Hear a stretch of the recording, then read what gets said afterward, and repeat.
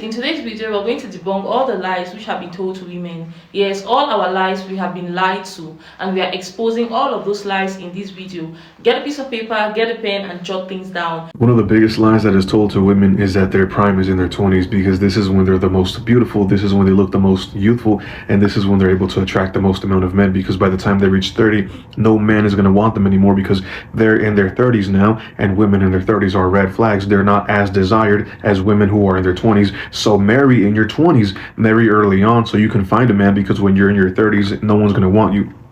The real reason as to why a lot of women are told to marry early on is because the older a woman gets, the more she learns about men, and the more she learns about men, the less likely it is that she's going to want to be with one. That is why women are told and pressured to marry early on. And you've all heard it from family, from social peers, maybe from coworkers.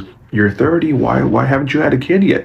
Where's the husband? Where's the kids at? Where's the family? Your clock is running out. Her biological clock is ticking, so she should have a family in her 20s. That's not why. It's because when she gets older, she is exponentially more aware when it comes to men. She knows how men operate. She knows how men think, why they do what they do. And she is aware of the sinister intentions that a lot of men might have toward her. So now she's no longer prone to manipulation. She's no longer prone to grooming. She's no longer prone to gullibility, because she's a lot more aware now in her 30s than she was in her 20s. Why do you think that men who are in their mid to late 30s or even in their 40s are not dating women around their age range? They're dating women who are in their early 20s. And if the man's creepy enough, he'll even go as far as 18 and 19. Yeah, that's why. It's because they know that women who are in their age range have much more life experience, much more emotional, social, and self-awareness to detect that manipulative behavior.